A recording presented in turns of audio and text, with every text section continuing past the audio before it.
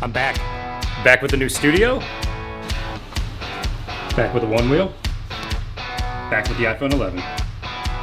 Back with a new apartment. Just had to drop some weight. Let's go check out the new area.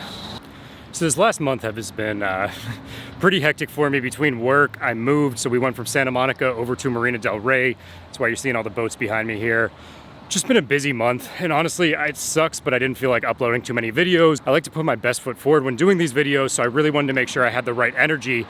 But the good news is I'm back. So this video was actually filmed about a month and a half to a month ago. Most of it, except for the stuff here where we're doing the review. I'm gonna go ahead and walk back to the studio, check out the scenery around here a little bit in Marina del Rey. I've got some cool videos upcoming. We got a lot of tech I've been sitting on that I wanna do reviews of as well. So with that, let's take a look at the AK2000 and how it works with the Blackmagic Cinema Pocket cameras.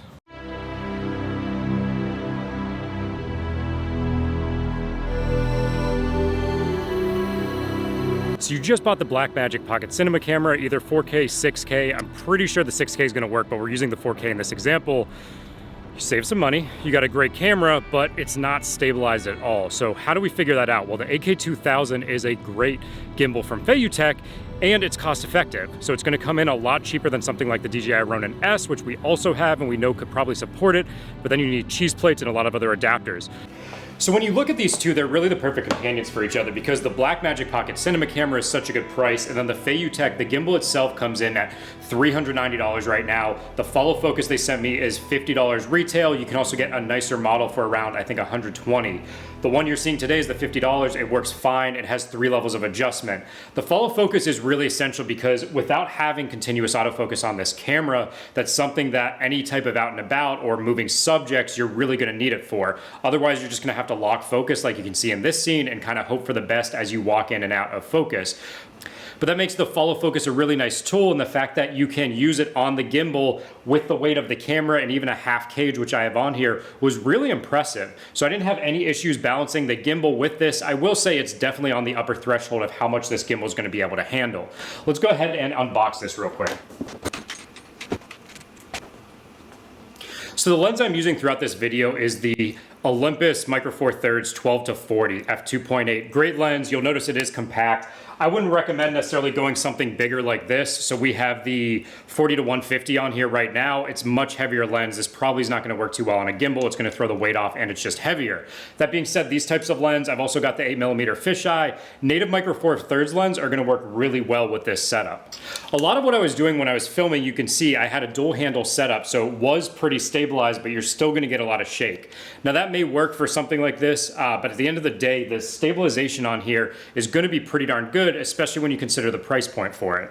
On the downsides, I will say you definitely notice the walking shake with this type of setup. So as you can see here, while we're walking, you can kind of see the up and down movements. That's partly my fault as the operator. Also, those are things that you can potentially smooth out in post, but something to be aware of. It's not going to get you perfect stabilization. If you do want a larger, more expensive gimbal, those are probably things you could negate. But again, with this setup, I feel like for the price point, you're getting pretty good stabilization. And with the follow focus all in one kit, it's hard to beat for $450.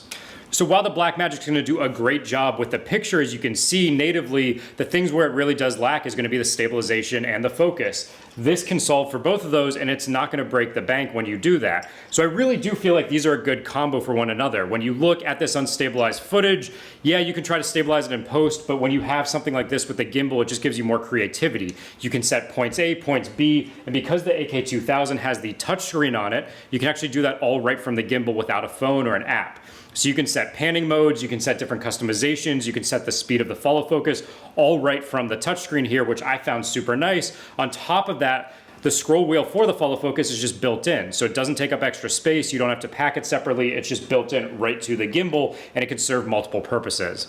So welcome to the new studio, guys. Let me know what you think. We've got the computer set up over here. We've got our sit-stand desk over here, and then I've actually got the bookshelf off to the side, which used to be my backdrop you guys can't see right now.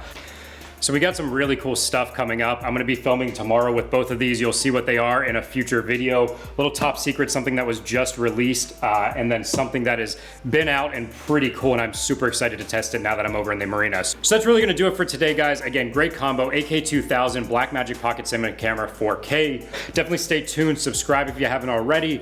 Let me know what you guys think of this setup. Let me know any comments, questions below. Thanks for staying tuned. Hit that thumbs up button if you like this video. If you haven't already, definitely consider subscribing, and I'll see you guys next time.